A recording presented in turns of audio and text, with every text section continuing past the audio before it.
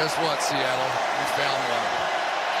And there he is, the 36-year-olds. McVay and Tomlin won the Super Bowl. And he'll become the third youngest head coach to win a Super Bowl. In the hands, Trevion Henderson trying to get to the sideline. Keeps going to the 29. And that will do it. Seattle reigns above them all in the NFL. The Seahawks, Super Bowl champions for the second time.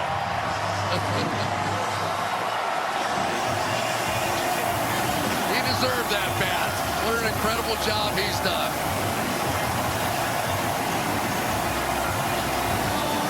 What a shot. Take it all in. Take it all in.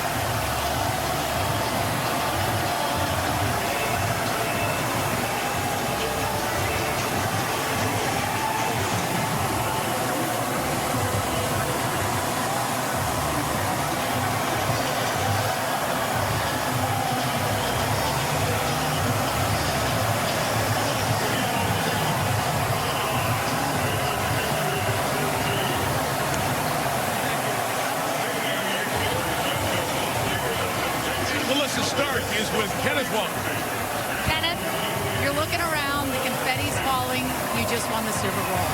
What are your emotions? Oh no, it's just a dream come true, you know, because a lot of people, they'll play their whole career and never make it this far in their career, so it's a blessing. You know, I thank Coach McDonald and the team, you know, for sticking together. Yeah, and we heard how connected this team is over and over again. How special is it to win with these guys? It's great, you know, because we went through adversity throughout the season, but we stayed together. You know, that adversity showed who we were as a team, and you know, we got a brotherhood going on right now, and it's special. Congratulations. Thank you so much. Let's go to Kaylee. Thanks, Melissa. Devin, you have been called the heart of this defense, and now you are a Super Bowl champion. Describe the emotion. It's crazy, you know. It's a one-of-a-kind feeling, bro. You talk about a group of guys who battle every day, bro, who believe in each other, believe in their coach.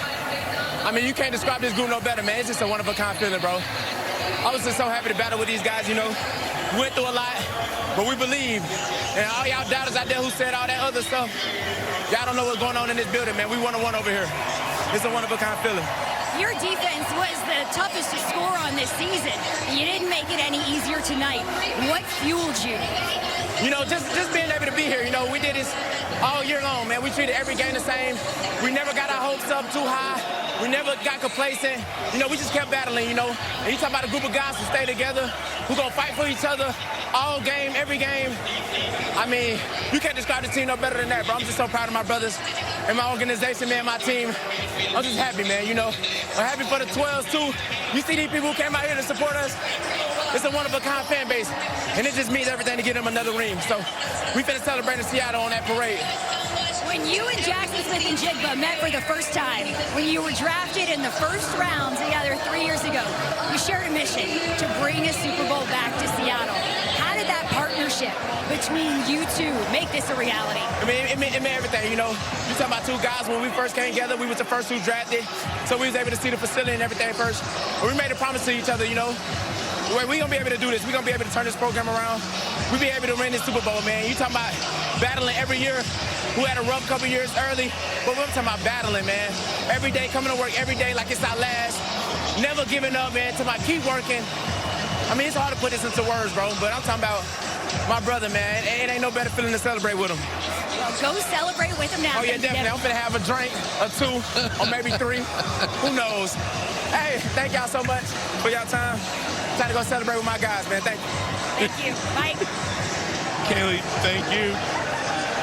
Well, it was Mike McDonald who said it on the podium after the NFC Championship game in front of all the 12s in Seattle.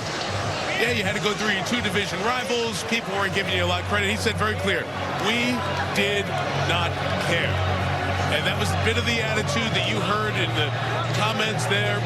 Devin Witherspoon, as this Seattle team has climbed to the top of the mountain in the NFL and won the Super Bowl. Melissa. Well, we have Sam Darnold down here. Sam, what does this moment mean? It's unbelievable. you know, just everything that's happened in my career, but to do it with this team, I wouldn't want it any other way. So proud of our guys, our defense. I mean, I can't say enough great things about our defense, our special teams.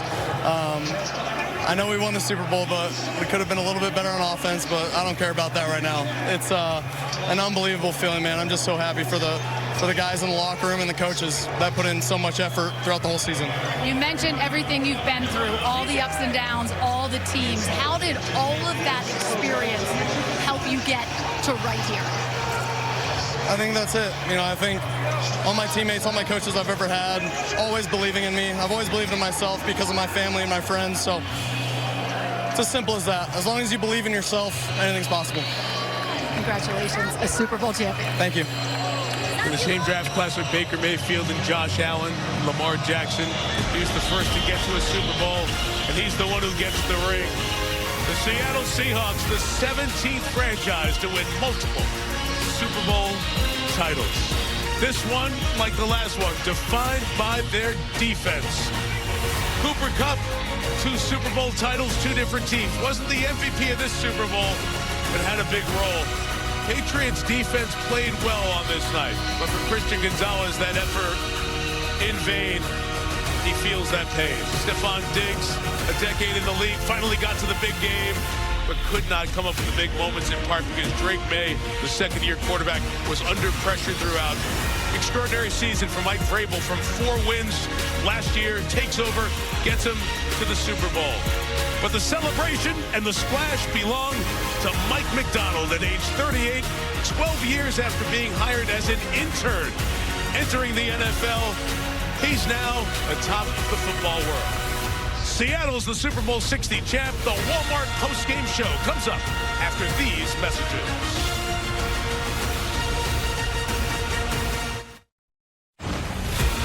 Welcome to the Walmart postgame. Here now, Mike Tirico. The Seattle Seahawks, Super Bowl 60 champions. They win their second, 29-13. Patriots got them in Super Bowl 49. They get revenge 11 years later. Chris, this is the first team to win the Super Bowl with no turnovers the entire postseason. And tonight, that was a big part of the story. It really was. And the way the game played out, Sam Darnold could have easily turned it over 2 or 3 times. Sack, fumbles, interceptions. He did not. And it really was the difference. It doesn't always have to be pretty from the quarterback position, but you can't lose the game in a Super Bowl. And what he did under all that pressure was pretty amazing. 15, 4th in 4 years, and he found the right place at the right time for the success. Great year. Enjoyed the game with you? Enjoy the Olympics. You're off now. You're going to host the show. You're going to Italy. Unbelievable. We're going to do the handoff to Maria for the trophy presentation. Then we'll be back with the Olympics from the field and then off to Italy tomorrow. Great season to our entire Sunday night team. I'll be watching from my couch. You got it. Enjoy. Thanks one and all, and celebrate with the Seattle Seahawks. The handover of the trophy to the champs. When we come back here in Santa Clara, Seattle's moment. Sam Darnold leads them to the 16-point win over the Pats. Trophy presentation after this.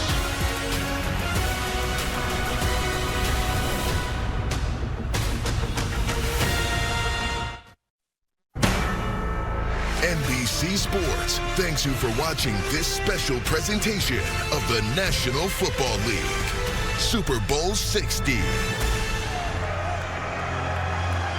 Please direct your attention to the field for the presentation of the Vince Lombardi Trophy. Thank you, San Francisco. You've been great hosts this week, but tonight belongs to the Seahawks and the 12s. 12 is a big number tonight. It was 12 years ago tonight you won your last Super Bowl trophy. So the 12s dominate. Jody, to you and your organization, to John, to Coach, to your entire organization, these great players, congratulations on the Super Bowl win. Take it back to Seattle. You're Super Bowl champs.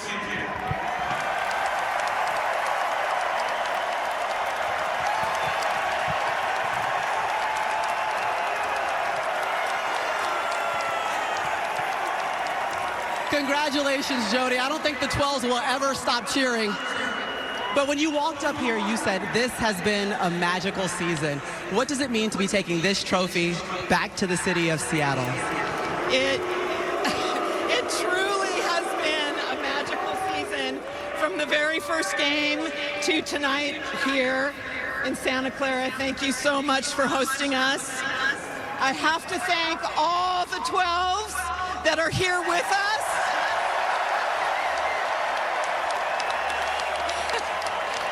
All the 12s at watch parties everywhere, and all the 12s around the world. Yes! And Jody, I'm sure not enough great things can be said about the job of John Schneider and Mike McDonald. How would you describe how they orchestrated this season? Right. I have to thank the organization led by John Schneider, and of course the team, the players. We love you guys. We love the legends, led by Mike McDonald. I love it. Let's go ahead and pass the trophy back to Mike McDonald. Come on up, Coach.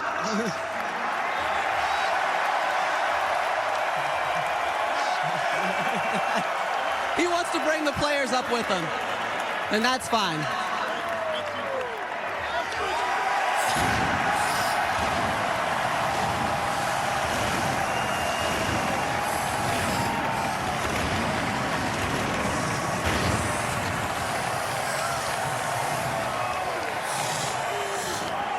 You know, Mike, what I think is crazy about this story is when I sat down with you, you said during training camp, I knew we could end up here holding this trophy. I just need to know what confidence you had in these men that are standing right here in front of you to lead you believe you'd be going home with the Lombardi Trophy. I had 100% confidence. We got the best team. 12 is one, mob ties. We got the best fans in the world, 12s. Look how many 12s are in this stadium right now. We never wavered, man. We believed in each other. We loved each other. And now we're world champions. You know, Mike, it's just your second year as a head coach. You're calling the defensive plays, and the dark side showed up in a big way for you. How would you describe what they were able to execute on the defensive side of the ball tonight? They just made a decision. They're going to play a certain way. They lived up to the dark side today. It's going to go down in the history books. We love our players. Look, they made it happen. They made it come to life, and we won the game.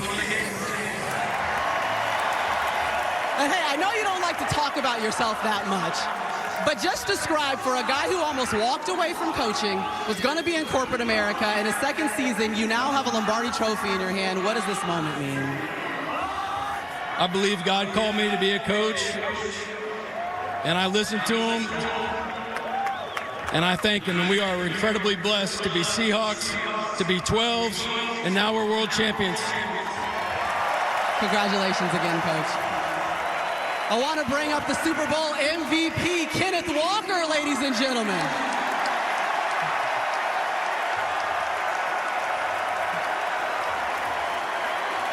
Now, you know, Kenneth, this moment is funny because I heard you barely even want to break down the huddle. So now you got to talk on the microphone after winning a Super Bowl championship. But what was going through your mind and the mentality that you had to make sure that you were powering this offense throughout the game tonight? First and foremost, I want to thank God for this, blessing to be here. Also, I want to thank my brothers. This don't happen without them. We went through a lot of adversity this season, but we came together and we stuck together, and, this is what we got. Congratulations, Kenneth. Thank you so much. And last but not least, I want to bring up the quarterback. Hey, shout out to the 12s. Shout out to the 12s. Now, last but not least, I want to bring up Sam Darnold, your Super Bowl winning quarterback, ladies and gentlemen. Sam, I think you just completed one of the greatest redemption stories we've ever seen in football. Your 5th team in 8 seasons. What gave you the belief, the will to know that you could stand up here on this stage holding this trophy? It's easy. My teammates and my coaches, they've believed in me ever since the beginning of OTA's training camp, and that was our mindset. Every single day we came to work, and hey, I got a shout out our offensive line, our tight ends, our receivers, and of course the running backs for everything that they did tonight. It was special in the run game. But our defense, man, hey, 12s, make some noise for our defense.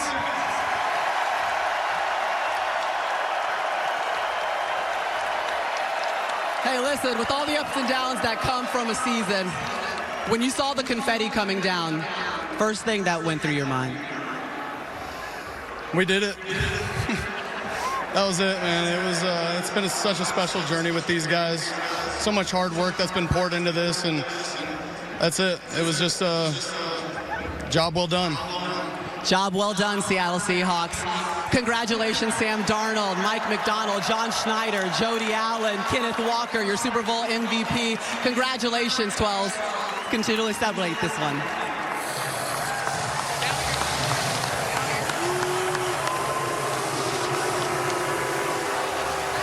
Maria, thank you. You saw Cooper Kupp there.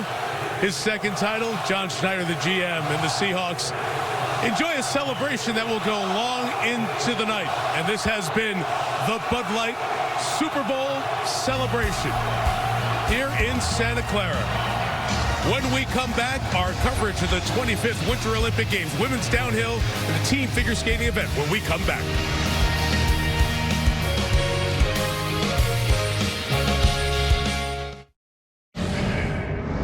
And they bring up pressure as well. And May got it knocked out as Witherspoon came on the pressure. And Uchenna Nwosu is going the distance for a touchdown. Same blitz, Mike, has killed them all night long. They just cannot come up with answers. And it's not that difficult. And it's to the open side for Drake May. And this is going to be just a learning experience tonight.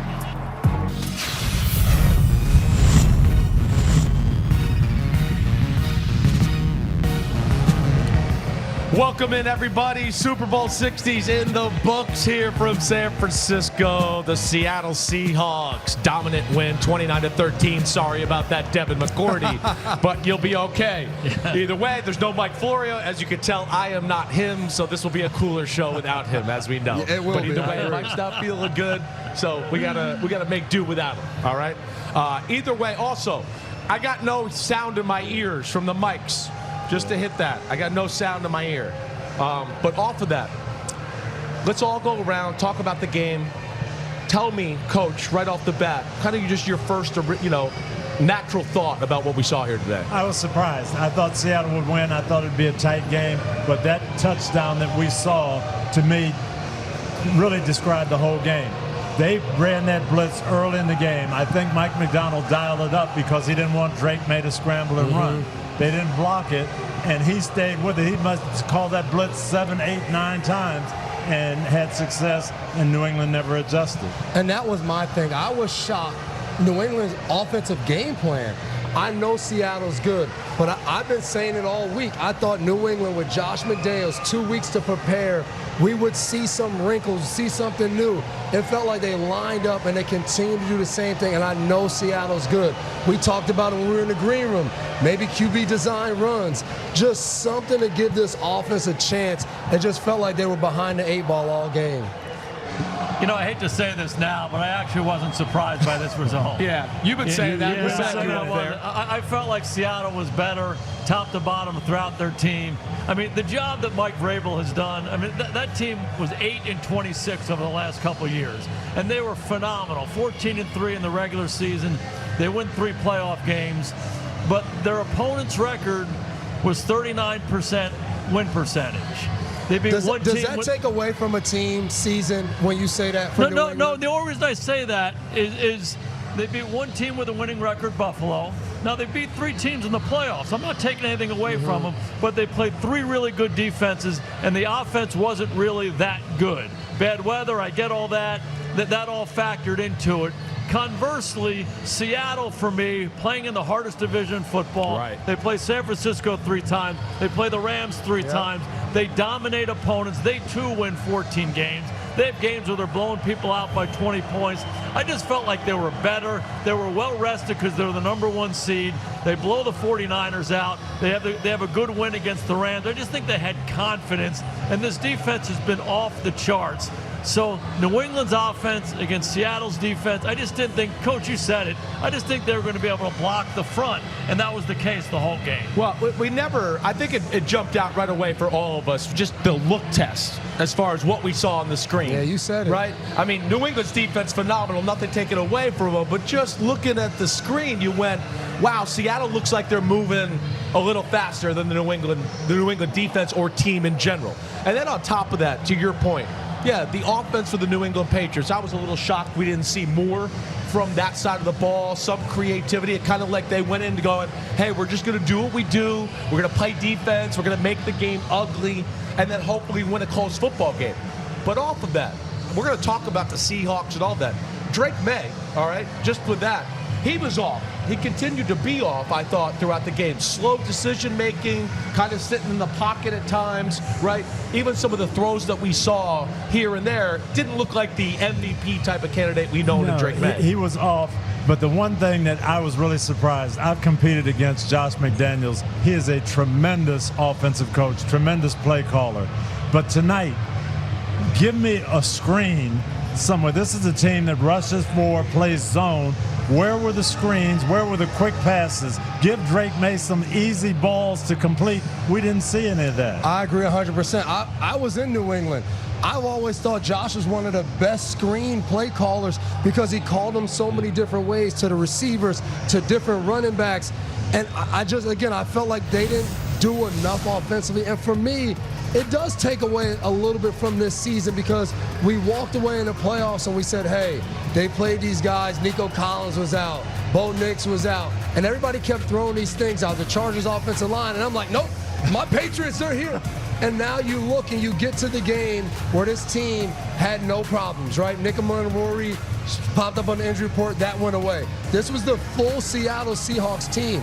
I'm not saying losing a Super Bowl takes away, but when you lose like that from beginning to end, all of those question marks, I think people walk away with a bad taste a little bit in their mouth about your team and how you really actually perform throughout the year. But I think one of our roles is to remind people the truth. What an amazing year these guys had. It is hard to win 14 games, 17 games in a season. So they had a remarkable year. The one thing, Coach, you said it, during the game, I've been in situations where you have, as an offensive coordinator, you're up and down the field. I've been in games where you can't make an inch. And when you can't make an inch, you're kind of looking at each other and say, what can we do? I was surprised they didn't go to some design quarterback runs because they couldn't really run it. They couldn't throw it. They were getting pressured. Maybe you just, hey, you know, the old zone read the end man on the line of scrimmage and let Drake use his feet. They made some positive plays when he scrambled. I thought they might have, got some of those design runs going just to get Seattle off balance a little bit. Were you guys surprised, as I was, because, Drake May was off, out of sync. He's been like that for most of the playoffs. Yeah. I did come in the game thinking that New England would be able to lean on Seattle a little bit in the run game. But really, never even got close to getting it going.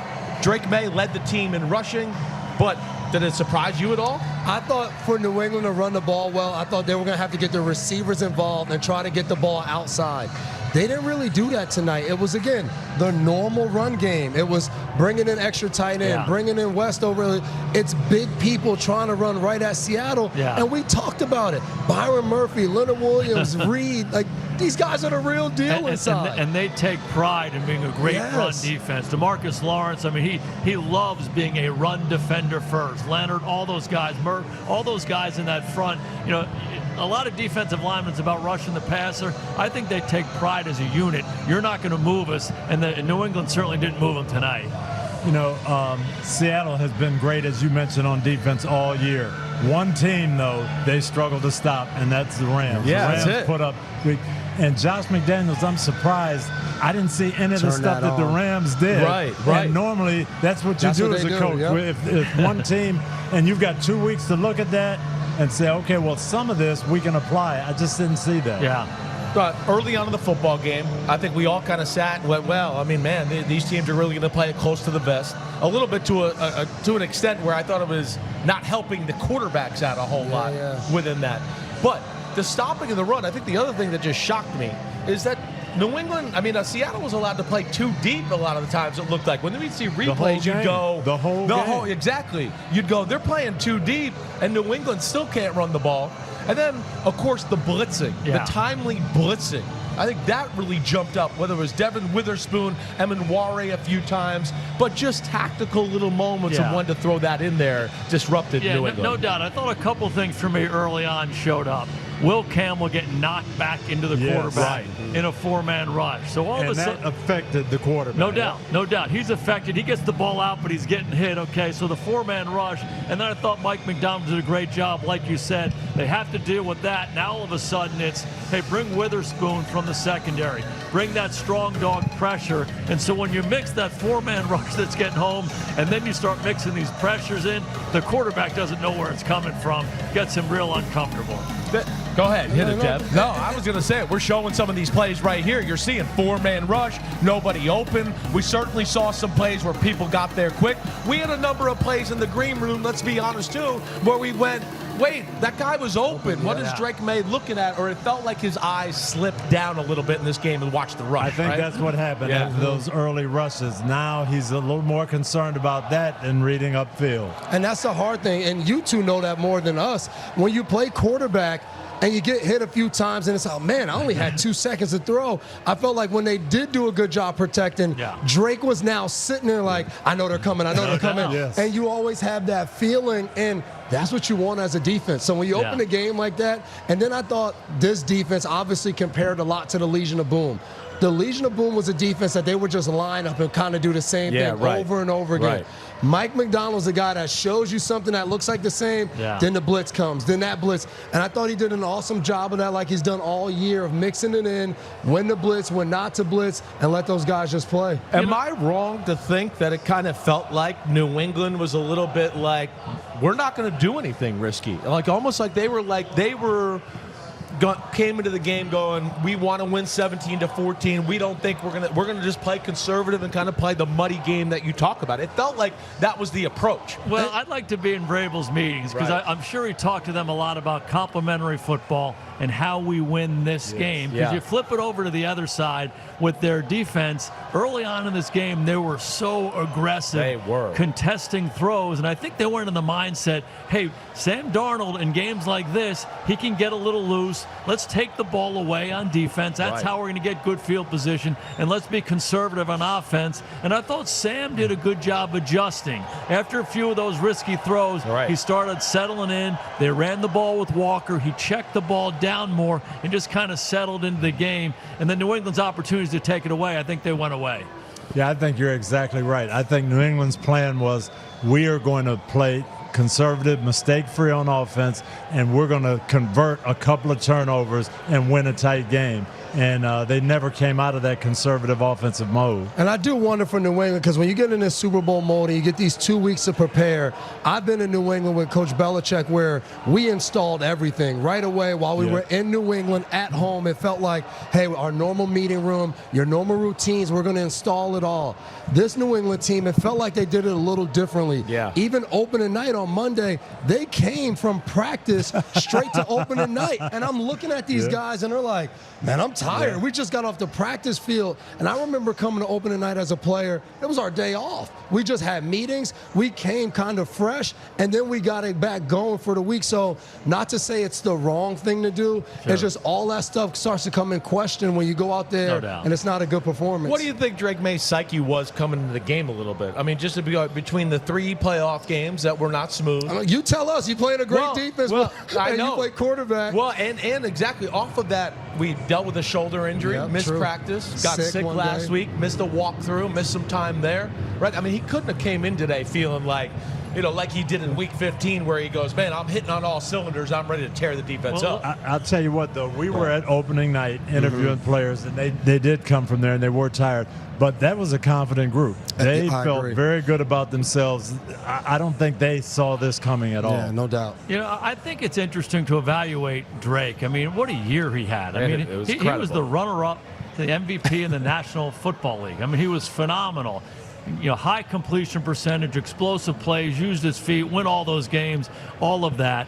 But you can't deny they were not the same offense in the playoffs. Right. They beat the Chargers. It was really the defense that got it done. No doubt. The Houston game the same way. I mean, C.J. Stroud helped them win that. They just were a disaster offensively, and New England's defense took advantage. And then the rough weather game out in Denver, they win all the games, but it really wasn't because of the offensive performance. So you ask about his mindset coming in. Right. He really hasn't played great in a month. That's what I'm saying. Okay, and now we're going against what I believe is the best defense on the biggest stage.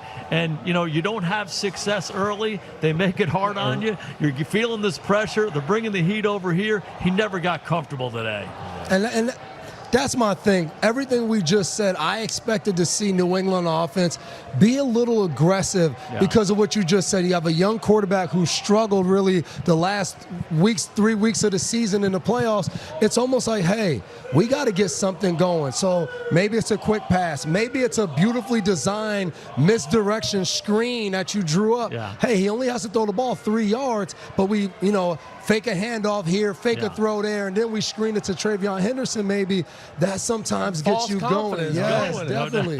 If you remember when I was out on the boat by the Golden Gate Bridge earlier today, that was one of the things I thought. I thought you were talking about when you were missing all those throws. I hit one. That old lady in the kayak caught one of them. I thought it was jumping out of your hands. It was really jumping. It might have not been great accuracy. I was a little off today. You were seeing the rush. I was seeing the rush. I had Aaron Donald and Cam Hayward around me. Next time we'll get young Phillip on the boat, and he'll be able to deliver the ball. He'll be a little bit better. He will be. But being out there, I thought, like you said, Drake May, confidence, get it going early on. I was a little surprised. And conversely, right, to flip that over, when I was on the field pregame, because I do want to switch to Seattle's offense a little bit. I know I told you guys, because you guys worked a lot more in pregame than I did. I worked the field and was talking to a bunch of stars and having fun. But one thing I did notice, and I came back and told you guys, I went, man, there was a different energy on both sides of the field. Right? Where Seattle was so hyped and excited, you were a little bit like, whoa, calm down. You might burn out before the fourth quarter comes around. And New England had a look of, I hope we can play our best today. Now, again, that's just looking into it. Maybe they're confident, but it did jump off to me there. Let's switch and talk about Seattle's offense. Seattle's offense, we haven't seen anybody run the ball on New England like that all year. Kenneth Walker almost has 100 yards at half. I think that, to me, might be the shocker of the game right there. MVP Kenneth Walker. Congratulations to him. Yeah, and Mike Vrabel said it at the half, though. He said, we got to set an edge and we got to tackle. In the first half, he had 94 yards, but I think three of them came when that was a good run, but the other 2 runs were they had no edge, no one was there. And you don't expect that against the New England defense. They have guys that a lot of times are on the team only because they know how to set an edge. They don't really do anything else well, but they set an edge. And credit to Seattle and to Kubiak of saying, hey, we're running the ball well. Me and Coach Dungy always talk about this. Just keep running the damn ball. And Seattle did that. They kept running the ball. Well, early on, Jason and I were looking at each other going, man, are they going to drop back and throw the ball on first down every time? Offensive guys. A little bit. Well, but yet we're wanting to run it like you're saying, because we're a little bit going, wait, they're going to come out, drop back pass. Now it's going to be 2nd and 10, and now you're kind of behind the chains and doing all that. It did feel like it took Seattle a little while to get in a flow. Yeah, I thought the most important thing for Seattle was to play the game on their own terms. And what I mean by that is just you have to be able to run it, make it all about Kenneth Walker first, and let Sam be a complementary player. If you go back to Sam last year when he was playing with Minnesota, and everyone highlights those last 2 games where he didn't play well and he can't play well in the big games, I hated the plan that they had in Minnesota. It felt like they were dropping back every snap. Right, putting it on him. Rushers all over the place. They're Right. changing coverages up. He's not seeing it cleanly. When you run the ball, it quiets the game down for any quarterback, certainly for a guy like Sam Darnold. And I felt like early on in this game, New England was making it hard. Yeah. They're dropping back and throwing. It felt a little uncomfortable. It totally did. You guys know that I was all in on Seattle. I'm like, come on now. I started to get a little anxious about it, but then he made a couple runs, and I think they changed their tune. Do coordinators do that to try to get the quarterback in rhythm, opening up drop back pass? Like, is there a reason for that? For me, I think it's the opposite. The last thing you want to do in a game like this, when everything's happened so fast, is to drop back and have to read something. What you want to do is have a little naked, the tight end's there, boom, throw it to him like you're 12 years old on the playground, just to get into the game. And then when they got Kenneth going, I felt like it settled a little bit. Sam did a better job checking the ball down, and they got their flow. Yeah. Well, funny thing. Go ahead, Coach. One of my best friends, Leslie Frazier, he was on my staff. He's on the Seattle staff now. So I was out at training camp a couple times this summer. And Kenneth Walker, I mean, what you saw tonight, you saw it all year. Zach Charbonnet, I love him. When he got hurt, I called Leslie and I said, I said, I feel bad for Zach. Right. But this may be the best thing that Blessing happened to you guys, because now you're going to give Kenneth Walker the ball 10 more times during the game. Yeah. And this He's guy is legit. going to break 2 or 3 long ones. He's that type of back.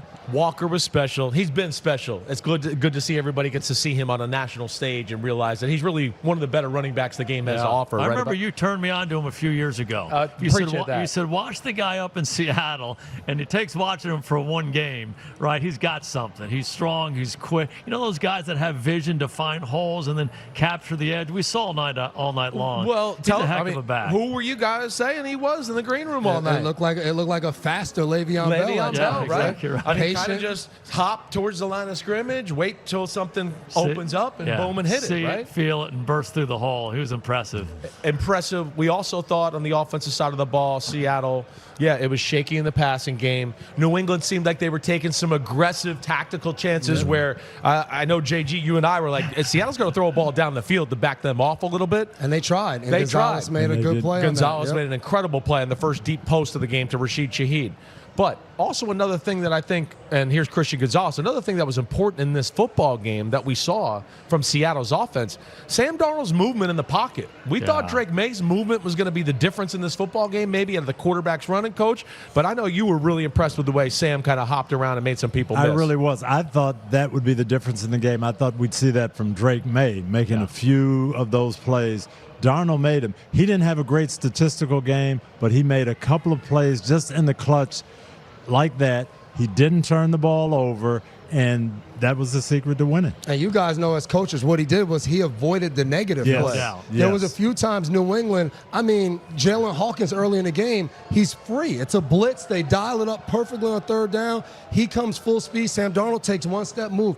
Milton Williams missed him about 2 or 3 times tonight. No doubt. Like those plays, they don't start, like you said, they don't show up in the stat sheet, but that avoids a negative play. So instead of 2nd and 15, you get 2nd and 8. Now we have a chance on third down. I thought NBC's coverage, I think it's the best in the business. And you saw so many great shots of how close these guys were. They're swiping at the ball, and he gets it out of his hands, or he kind of moves and avoids. 4 or 5 times in the game, if it goes the other way, they knock the ball out. The game is completely different. Totally. We got the sense a little bit like we talked about on New England's offense. It felt like the opposite on the defense, where they were going to go, we're going to do some stuff and be crazy, be totally conservative on offense. But we'll let it rip. But we got to let it rip on defense, because we might have to score touchdowns or give our offense short fields. And that to me was what, again, looking at the big picture as we sit here and digest it, more and more I sit here, I go, man, New England came into this game knowing we're going to have to drive the ball well and make some long putts to win the football game. And I do wonder if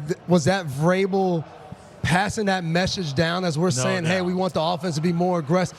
Was he maybe telling Josh too, hey, I don't like that. We want to stay away from that, because we were jumping out of our seats a couple times in the first quarter Thought thinking, it might be a pick. DB broke it. And they didn't get there. And, that's the scary thing when you try to play that way. I don't think there's any doubt. I think they sat in the office probably the Tuesday after the championship game, and they say, okay, how do we beat this team? Right. And they pull back and say, okay, they lead the league. Sam has thrown a lot of interceptions. We got to take the ball away. How are we going to take the ball away? Let's be aggressive on the back end. Let's make the secondary muddy for them. Let's go attack some of these plays. And on offense, they're really good. Let's not let them do that to us. Yep. So let's be a little conservative. I think that was kind of the complementary football plan. Right. New England, you know it better than anybody. There's a way to win this game, and I think that's what their approach was. No question. Sam Darnold, what an unbelievable story.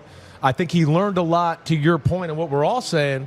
He threw those 4 interceptions against the Rams in week 12 or whatever, and it felt like from that point on he finally realized, wait, I don't need to be a superhero. I got a defense. I got plenty of playmakers. Let me sit back.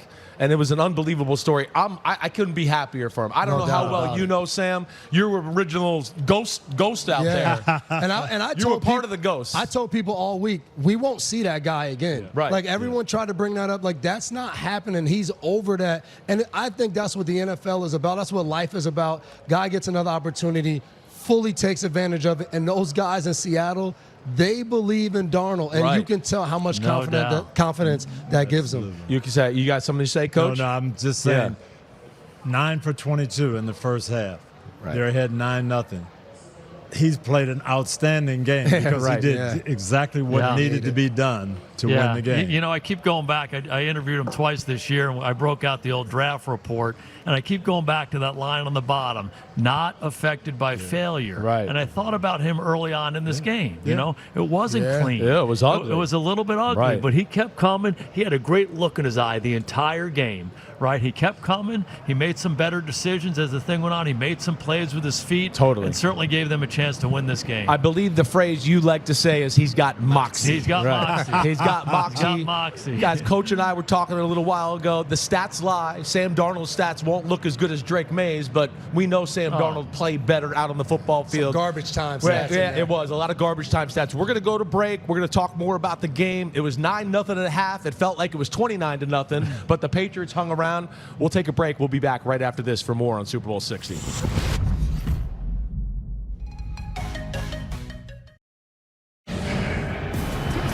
George Holani's the running back.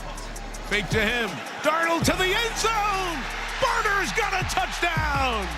There's not much you can do about it, right? You've got to play the run game here because they're in such an advantageous position. You see the heat coming on the play, but eventually the dam had to break. He's in the end zone, and Seattle's up 19-0 in Super Bowl 60. All right, we're back at the Super Bowl, PFT Live, minus Mike Florio. Yes, this is Chris Sims. This is basically just unbuttoned. It's with the PFT Let's give you logo. some love. Right. PFT unbuttoned. PFT unbuttoned, exactly right. Guys, back in the truck, let's show that play again, because I think it was a little bit play action pass down there. A.J. Barner, you were just talking about this a minute ago. Clint Kubiak, who officially now is becoming the head coach of the Las Vegas Raiders. But that just looked like a play from Shanahan, right? Where no doubt. Tight end comes across, we fake the run that way, the tight end slips between the tackle and the tight end.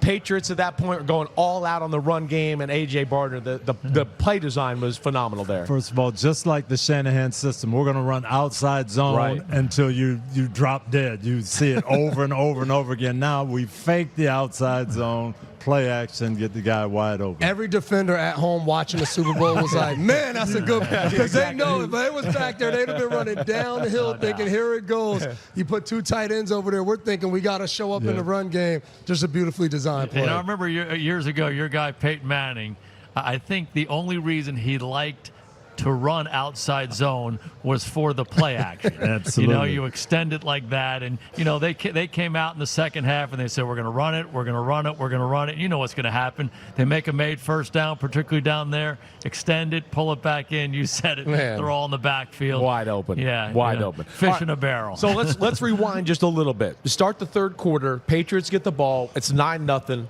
You're a little bit like, hey, the Patriots got outplayed, but we've seen them. I said to Coach, I think in our green room, I said, it's 9-0. They score once. We're going to be like, oh my gosh, it's a ball game, even though they're getting their butts kicked. I promise you, I've been in that situation as a head coach. Mike Vrabel's in the locker room. Yeah, it wasn't a great first half, but hey, we get the ball. we do what we should do. It's going to be a one-score game. The pressure is going to be back on them. And I know they felt like they would come out and score and make it a one-score game. They go 3 and out, and the whole game changed right Punt there. the ball. They pin Seattle back at the 9-yard line. They run for 2 yards on first down. All right.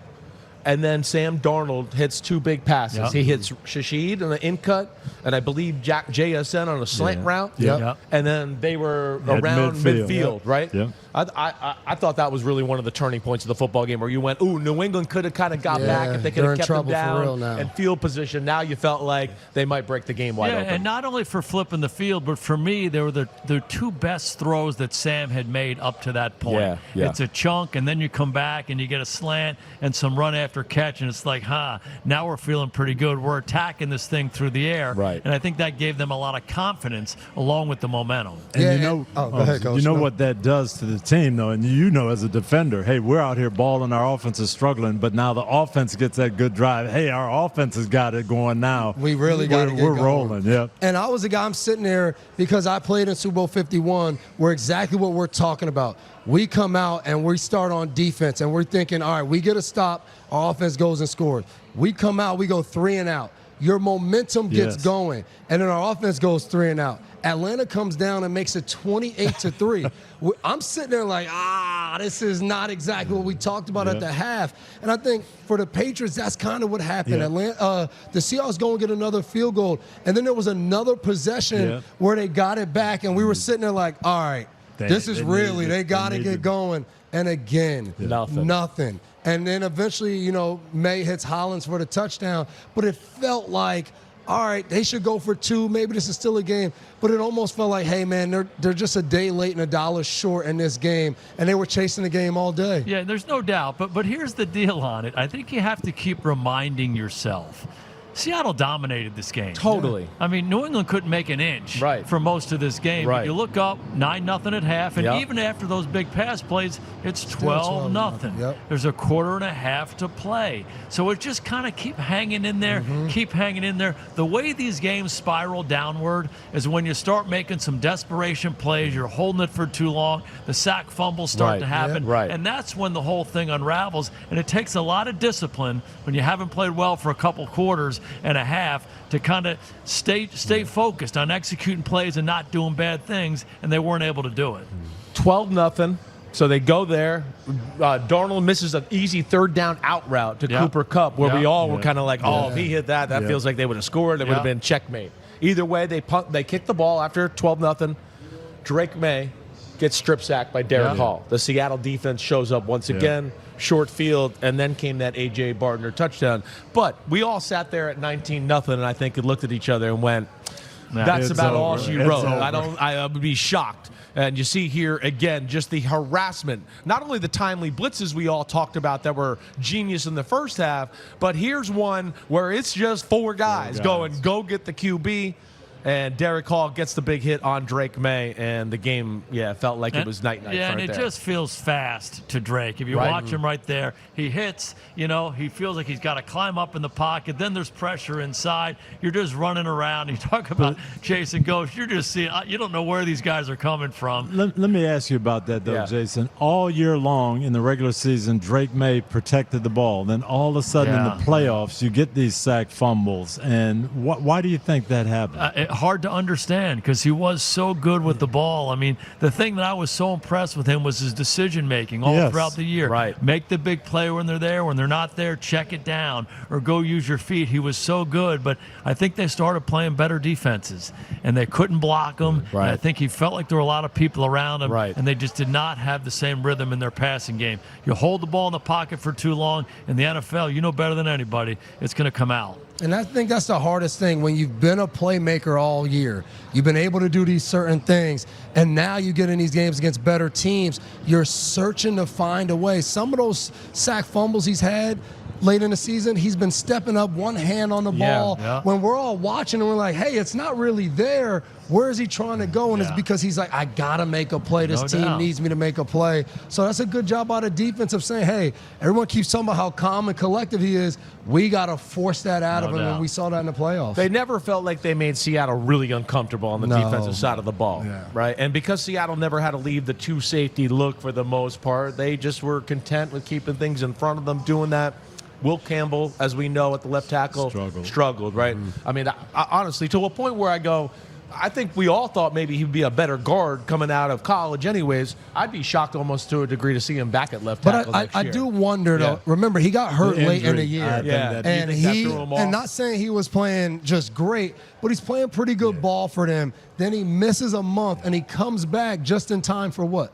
Comes back just in time for the playoffs to play these for the really Chargers good and the Texans. edge rushers that he had to deal with. So they got to check and see, hey, was this guy fully healthy? High ankle sprain is tough for a tackle. So maybe he does end up becoming a guard, but until they find a left tackle, they better make sure they keep him there.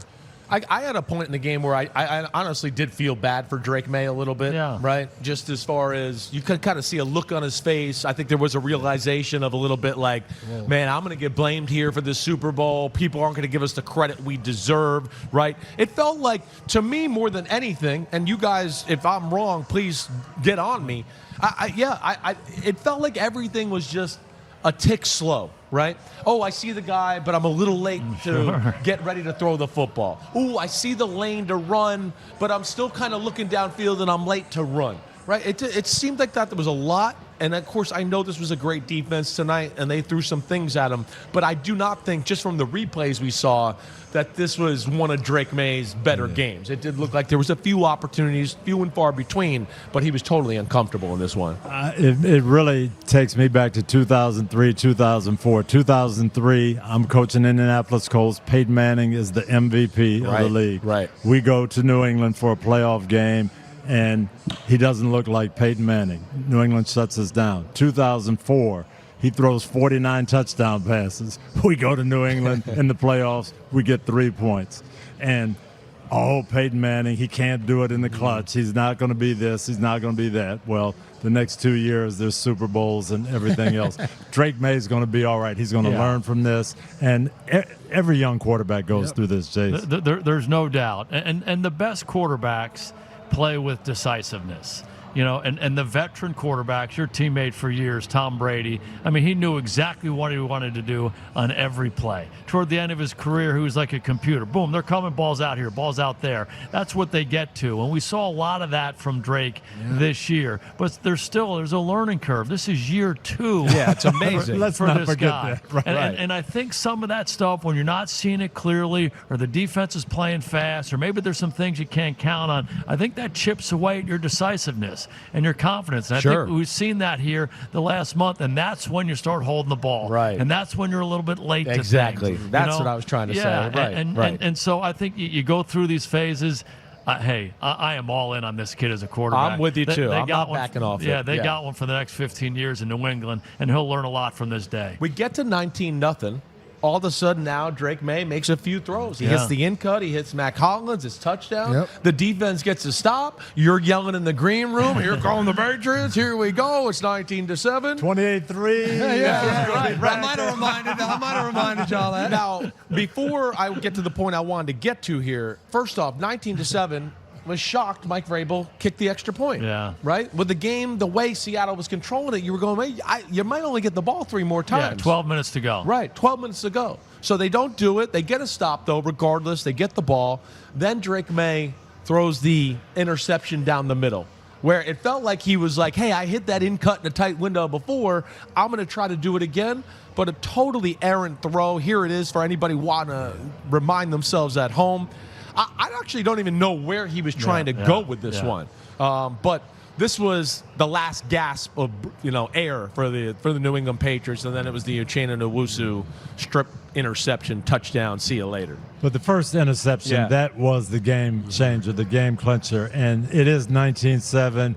You are going to have to score twice, but man, that throw just was not advisable right there. Yeah, the number of times I've told quarterbacks, hey, there's no such thing as a 21-point touchdown, right, or a 14-point touchdown. Right. What we need to do is it takes us all the rest of the game, and we go down and use it to score one touchdown, and we lose by 6. Hey, we lose by 6. But the worst thing you can do in those situations is start forcing things, throwing the ball up, especially against these kind of defenses. That's right. They're so darn good, they're going to make you pay, and that's what he did, and he will learn that lesson. Yeah, on the interception, it was the old, what you want to call it, NCAA play. The post over the top. When I saw the replay, and if we could show it again, guys, back at home in the studio, it looked. I honestly thought he got confused about which guy was going which way. Yeah. Right? Like he almost thought the guy he was throwing to was supposed to run the in cut, and the other guy was supposed to run the post route. Look, I mean, you tell me. I don't know. Just the way the ball came out of his hands, it looked like he threw it like that guy was going to run the in cut. I really don't know. And he still would have missed him. He still would have missed him too. He was completely rattled at this point, and then there was Devin Witherspoon with another one of his timely blitzes.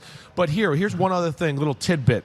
After the game, Drake May said he had a pain injection into his shoulder right before the Super Bowl. So there was obviously that issue, right? And that goes back to a little something I told you guys in pregame. I thought he was really careful throwing the ball. I said to you, I said, warm-ups? pregame warm-ups. I mean, it was like he didn't want to really let it go. Everything was calm and relaxed. He threw the ball well, don't get me wrong, but I kept going, like, hey, we got to move and start showing some urgency here. Like, they're going to be after you here in a few minutes, right? Yeah. So maybe there was a little bit of a lingering effect from his injuries and getting beat up this year. And I think it's always a good thing when your quarterback's a leader and he does all those things. But it felt like exactly what you said. The pressure, the way he moved, it just felt a little off. And I think that trickled throughout the whole team. There were certain plays that looked like the defense didn't tackle too well. They were moving a little too fast at different moments. It just felt like everything was a little off. And I think that happens sometimes. I remember 2017, we beat the Jaguars, and now we're in practice, and Brady's thumb gets hit. We could have dropped a pin on a turf when he got the field. gash in his hand and all that, right? Everyone, we're on defense and we're doing our walkthrough, and we see the trainer, he's running full speed, and the rest of our practice was dead silent because we were like, wait, whoa, if he can't go and he's not ready, what are the rest of us supposed to do? No doubt. And it felt like that a little bit with New England today. Drake never got going, and the whole team kind of was like, man, if he can't get going, what are we supposed to do now? Yeah, but I go back to this, though. I think Seattle was better. Yeah. I do, and I think Seattle had a lot to do with everything that we're talking about. Right, They affected Drake May. They rushed him. They made him uncomfortable. It affects so many things. They stopped the run. Right. They can cover. So you try different things, and nothing's really working because the guys on the other side, they're pretty darn good. Well, the example I always like to use is like you see those basketball teams that shoot really good. They play a good defensive team, and they're like, oh, nothing's falling tonight. But the reality is it's like, no, if you were out there on the floor, the team playing defense, they're big, they're fast, so you're rushing everything. And I don't know, right? And that's kind of how you feel as a quarterback at times. Seattle's D, though, they listen to some of these stats we got here. 7 players with a QB hit. Derek Hall, of course, 2 sacks during the regular season. He got 2 tonight. 1 a strip sack, right? The pressure all night long. And we're seeing here 2 years in a row where we've gone to the Super Bowl. And listen, last year the Eagles were a defensive team. And the Chiefs were a defensive team. And here we are again. It was 2 defensive coaches and this Seattle defense. I mean, I'm going to just ask generally. You guys have been around a lot of great defenses. Kind of where does this Seahawk defense stack up for you maybe all time? They're very good. Yeah. You look at their team this year. They played in the toughest division in football. They lost 3 games all year, none of them by more than 3 points. We didn't hear about them a lot. We only had them one time on Sunday Night Football. They're playing late West Coast games, and I don't think they got the credit they really deserve. This is a good football team and a very good defense. Yeah, and I think what took away was they didn't have the splashiness. Like when we watched Houston, it was a strip sacks. It was all these different things that they were able to do that made everybody run with that at the end of the season. This Houston's defense is a Super Bowl defense. They're the best defense. And people forgot about kind of what Seattle was doing. What I love about Seattle is they take great players and they add scheme with it. Right. Sometimes when you're really good and you have good players, you say, hey, Let's dumb it down. Let's make it really Let's be basic. real simple because we're good. Let our guys be fast and Right. go. Mike McDonald says, yes, our guys are good, but I'm going to add a little flavor in this. We're going to disguise coverages. We're going to do those different things. So where do they stack up against some of the greats? For me, it's hard to say that right now, to put them up there with some of those legendary defenses. And at this panel, I've probably seen the least amount of all of those legendary defenses. But you were on some, though. But they were damn good this year. And then nothing is better than playing well in the regular season and ending it off playing in a Super Bowl that way. Yeah, dominant in the playoffs. Yeah, I think another reason maybe we didn't really give them enough credit.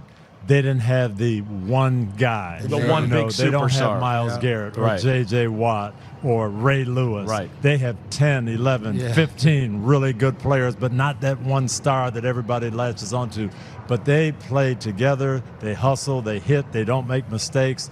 They're very well coached. It is an excellent defense. Yeah, thinking about the stacking up against the best ever. I was with the Giants when we played the Ravens in 2000. That's might be the best ever. And they were so good. They were so good. You're talking about being good on all three levels and all of that. I mean, they were fast, physical. You couldn't make an inch on them either. We all talk about the 85 Bears. Sure. So disruptive, sacks, takeaways, all that. Coach, you were talking about the 74 Steelers today. I mean, what an amazing defense that was. The original Steel Curtain. I don't think these guys are in that category. Right. But there's some amazing other defenses. We talked about some of your defenses in Tampa. Maybe they're just a smidge down from those elite teams. And what I love about this group is they're so complete.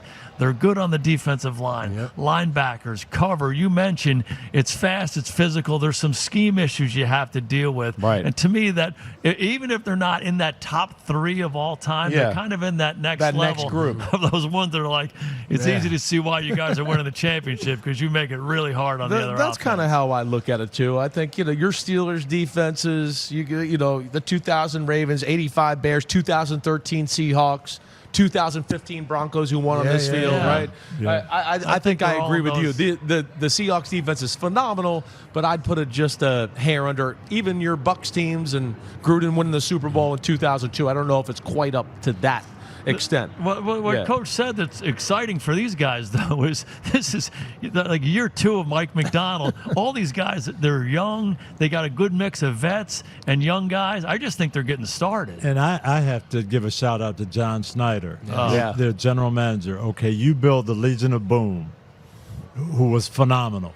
And there's talk in Seattle, are these guys as good as the Legion of Boom? Maybe, maybe not. Doesn't matter now. He took that defense down and now put this group together, just bringing in veterans, young guys, drafting, and he knows how to put defenses together. They're going to get some more players because he knows how to pick them. And you talk about personnel guys, general managers, and some guys are really good at identifying a talented football player. They're really good at saying that guy can play. Yeah, right. Okay. The next level is I can identify the really good players, and then we can put them together to make a great unit and a great team. And I think that's what John Schneider did. I mean, he picked some really good players, both in free agency and the draft, but then the combination that they have all throughout this defense, it's really impressive. It's incredible. It really is. And I think I echo your point. I mean, other than Leonard Williams and DeMarcus Lawrence, your old player, everybody else is young and like either in their prime or still going up, ascending into their prime. And a lot of guys drafted by Seattle. Yeah, they're a Seattle guy. Through the draft. Are we okay that your guys are all good? Like, see what I like defense.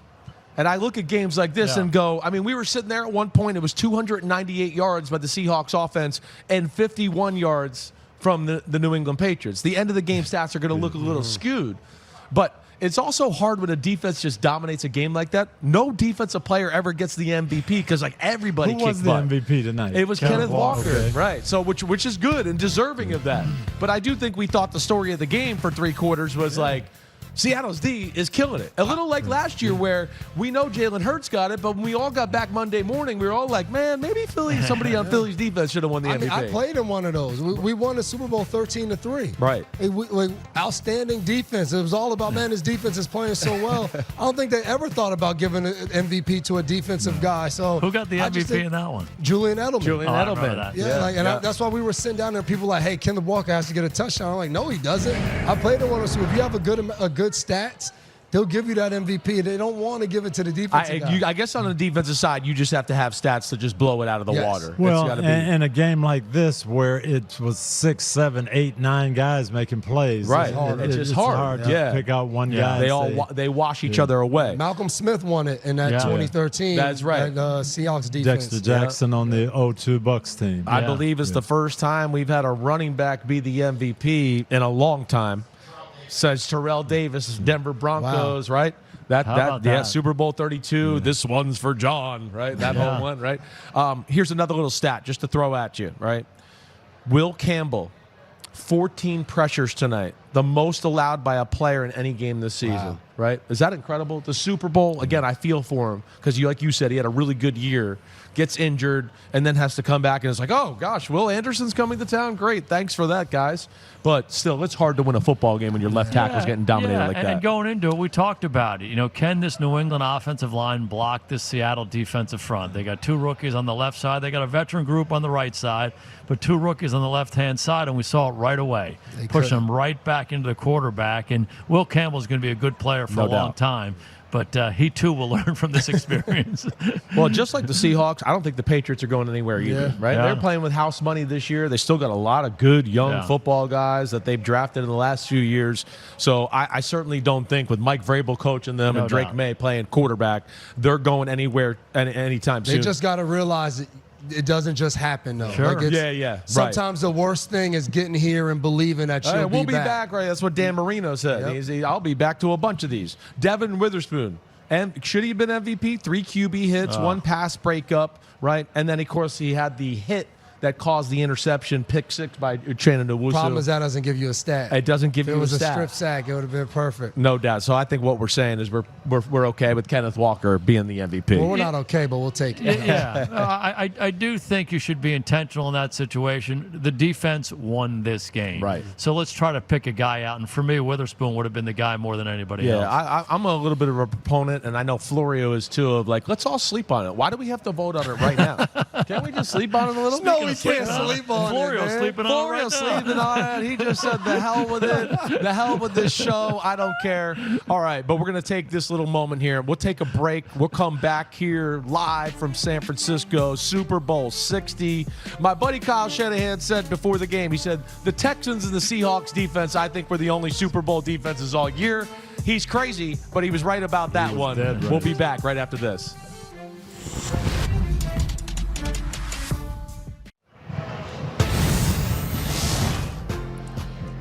Oh, there he is, Cooper Kupp. He got the last laugh. He's showing that. You're going, hey, LA, you see this right here? Hey, Rams, we're the champs. I had a few catches in this game. How about that?